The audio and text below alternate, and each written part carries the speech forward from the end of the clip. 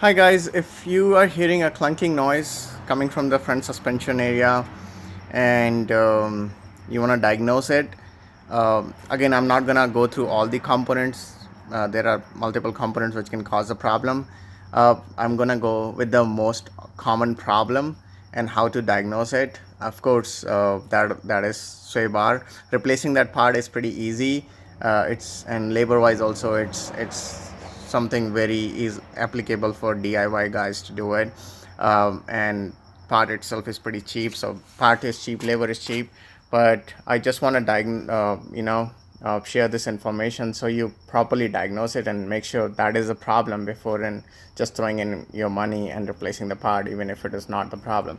So you have to just make sure and that is a problem. If not, then rule it out of your way and go further diagnose what else is causing the problem. So to how to diagnose the bad sway bar: first, when your car is sitting on the ground with the wheels on, go underneath the car from the door side and wiggle the sway bar. So this is the link, right? Wiggle it. So you see that movement left and right. That should be totally fine. That's what you're not focused on. You're focused on any kind of rattling coming out when you go back and forth, not left and right, back and forth, and you feel any kind of rattling. Okay, there is no rattling coming in. If there is, then go ahead and jack up the car, take the wheels off, and make sure the joints are tight, both the bolts are tight. Most of the time it comes loose and you just have to tighten it, and that will fix the problem. So let's say you tried it and it didn't work. You cannot feel any kind of play in that when the wheel is on. So go ahead, jack up the car, take the wheels off.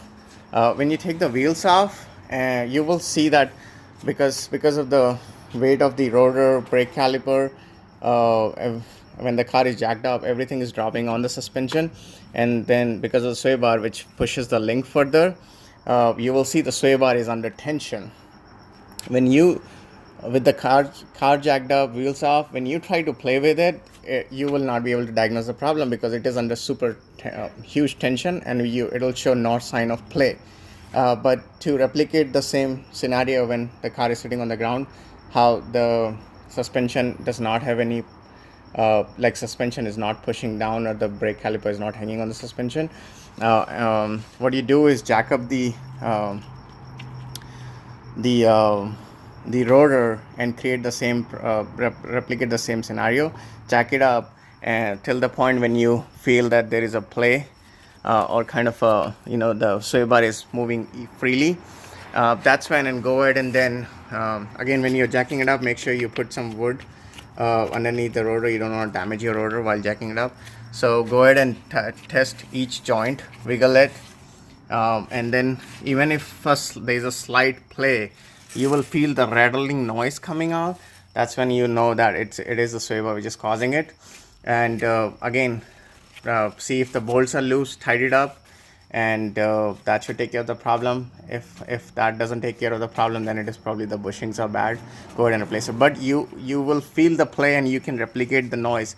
If you can't replicate the noise, don't go ahead and replace the sway bar. That's not the problem area. You should be able to replicate it with the tension off. So in this case, like this is a Ford Focus, the bolt was loose, and I could literally like hold this link here, this link, this link, and I could play it, and I feel that the joint was loose and it was literally going up and down. The bolt was loose, so I just tidied up. That took care of my problem. And that's all, guys. So I hope this video will help you diagnose bad sway bar. And if you like the channel, do subscribe, share and like. That just shows your appreciation and love.